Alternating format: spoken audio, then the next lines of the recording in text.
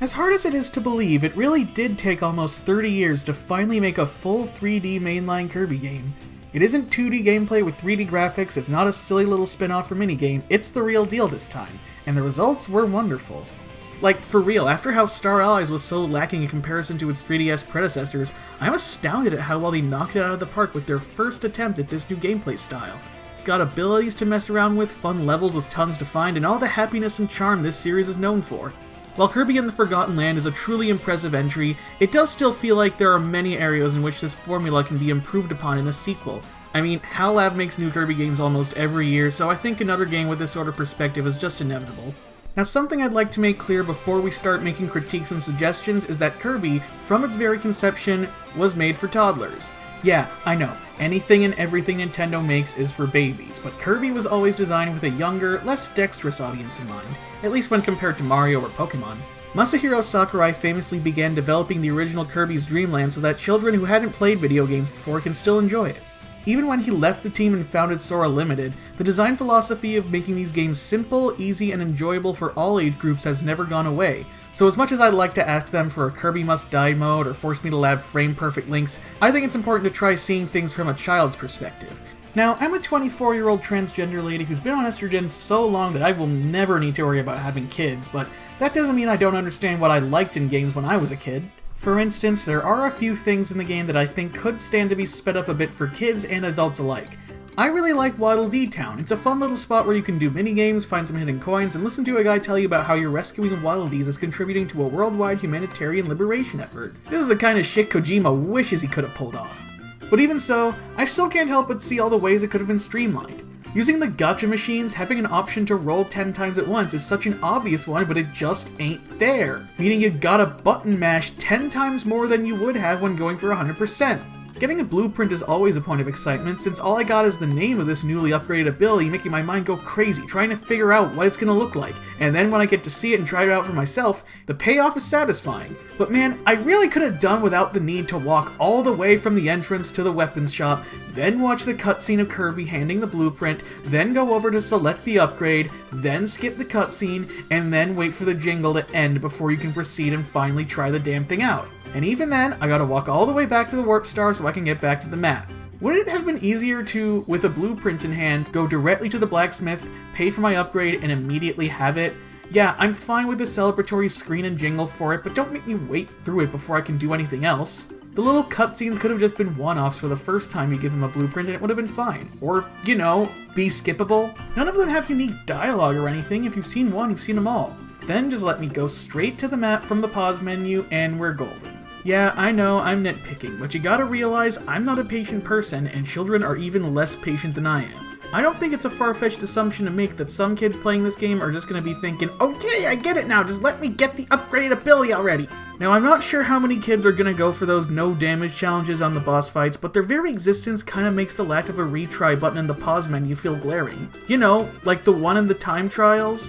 Please just let us use this for bosses at the very least. I can only watch the same animations and load screens so many times. Don't worry, I got plenty more to talk about than just quality of life improvements, because the next point I want to bring up is something that's less of a problem with the game, and more the expectations of the fandom. A lot of people, based on the first trailer, thought this was going to be Kirby's Mario Odyssey, when really it was formatted more like 3D World. While its level design is much more organically detailed than much of 3D World, the fixed camera angles can't help but feel a bit limiting at times, especially early on when you're trying to figure out which subtle geometric details can be jumped on or interacted with, and where the invisible walls are drawn. Nintendo considered going with a fixed camera system for Odyssey, thinking that a freely controllable third-person camera might not be easy to understand for younger players, but then they realized that kids love to play with brown bricks in Minecraft, a first-person game, and realized kids weren't too dumb for a free camera after all. That said, while both Kirby and Mario have historically aimed for an audience of all age groups, Kirby has always aimed just a bit lower than that. While looking at Minecraft for inspiration worked for a game targeted at kids the age of Penny Brown, Kirby seeks to suit the Angelica Pickles age demographic. Look, I didn't grow up with Inspector Gadget, I couldn't think of anything better. Now, I'm not saying the next 3D Kirby should be as open and non-linear as something like Odyssey, but I do think that a free camera could still work for Kirby, so we could get a closer, more intimate look at the colorful and engaging worlds we explore. If Hal is worried that the younger crowd might find it a bit daunting, then I'd like to propose a solution from a not-so-child-friendly game. Metal Gear Solid 3 Subsistence.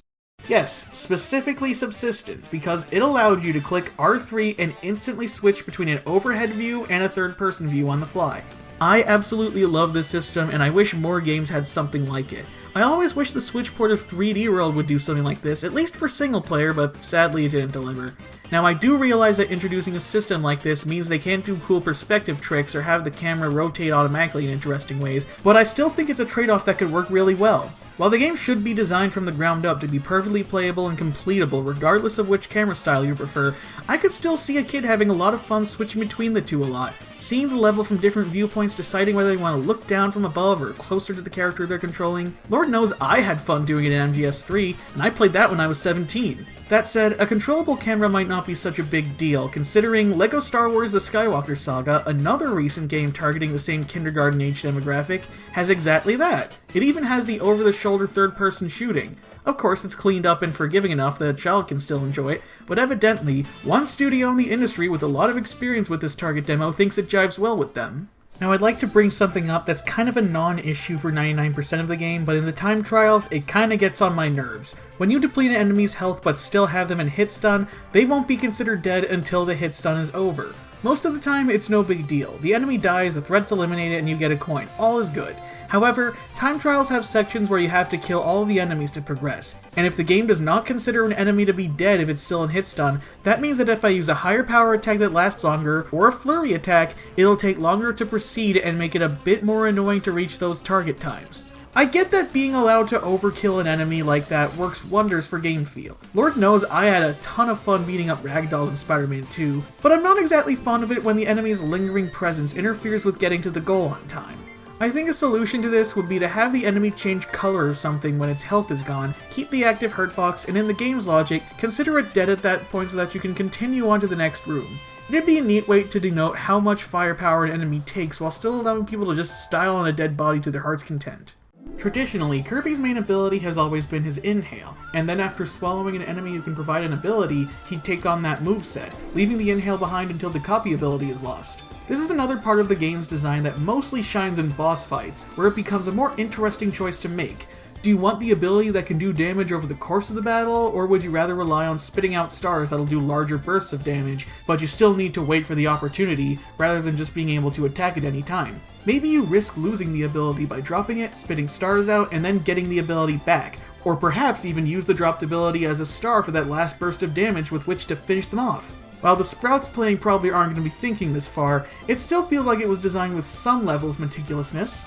Now this would likely lead to the assumption that Kirby, canonically, can't inhale while possessing a copy ability, but for the first time we're shown that Kirby actually is capable of doing so, but only when a mouthful mode object is present. I mean, yeah, you could count Hypernova from Triple Deluxe, but that's kind of its own thing. So this got my mind racing. What if Kirby were still able to inhale with its own dedicated button, with or without a copy ability at any time? Now of course, the game would need to be balanced around this, especially boss fights for the aforementioned reasons. I won't go too in depth about the possibilities it can provide because honestly, I'm not too sure myself, but I want to get the idea out there because I still think it's something worth exploring. Speaking of copy abilities, that certainly isn't an area in which the game disappoints. There are only about a dozen in this one, but they're all fun and diverse enough that a quantity lower than most 2D games isn't a huge deal. It especially helps that they all got really cool upgrades you can unlock, and most of them are utilized in creative ways by the level design, even more so by the time trials. Though if I do have one nitpick, it's that I kinda wish each ability had one or two more extra moves to them. Using this one attack button, the only real modifiers each ability presents to allow for extra moves are holding down the button, using it in midair, and using it while moving. Now of course there are exceptions like the sword slide attack, mashing it while running with ice, the cutter's 3-hit combo when used up close, and scoring pot shots with ranger after successful dodge. But even so, it still can't help but feel a bit lacking compared to what I'm used to. It doesn't help that you can't look at all the available moves an ability presents in the pause menu like in most of the 2D games. It's important to note that while copy abilities are crucial components to make Kirby games fun to plow through, part of their beauty is that unless you're going for 100%, you rarely need to use a specific one, or any copy abilities for that matter. These games leave you to the liberty of choosing whatever ability you want whenever it's available, but beyond that, it also lets you use whatever moves you want. Superstar wants you to use hammer or rock to beat down wooden stakes and open new routes, but it never asks you to use hammer flip if you don't want to. Basically what I'm getting at is that adding a run button to allow the addition of dash attacks, more slide attacks like what Sword has, or any other way to give these abilities more moves would be a wonderful way to add more ways to fight enemies and proceed through the levels, all without posing additional challenge for the kids in the house. Chances are they'll either never use them, get through the game comfortably, and not really care all too much, or they'll discover them by accident and then be impressed by the fact that they had a few extra moves they didn't even know about. I mean, Triple Deluxe lets you use quarter circles to throw a fireball, and I don't think kids got upset about that. Just Smash fans. I mean, hell, even LEGO Star Wars has surprisingly advanced combat mechanics now. It ain't no DMC4, but it sure as hell went way further than it needed to. In fact, this very game has a witch time mechanic, and they even gave you a training dummy so you can lab. Don't tell me there's no desire from within the team to expand on combat a little bit.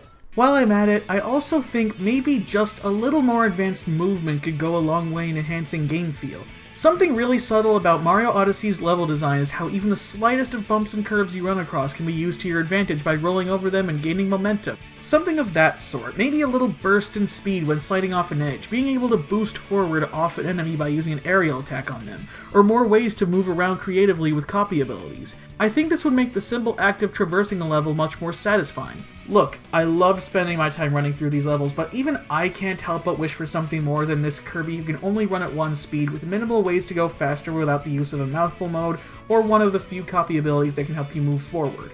And again, I cannot see this being a hindrance to younger players who don't want to learn anything like that. When I played Spider-Man 2 as a kid, I didn't go out of my way to optimize my swinging speed. Most of the time, I just charge jump, charge jump, and swing again until I reach my destination. I still had fun, and I think the toddlers are still going to have fun playing a Kirby game with the same mono speed they always have, not caring too much about the ways they could speed things up a little. It's the same logic as the suggestion to expand on copy abilities. Have extra options available, but don't go out of your way to necessitate them lest you alienate the preschooler audience. That's really what the core of this video is about. Forgotten Land finally taking Kirby out of his 2D comfort zone makes a step in evolution for the series, and I want to see that evolution keep going. It's another fantastic entry, laying down a foundation that's already wonderfully solid, but has plenty of room to be expanded upon and to keep that evolution going.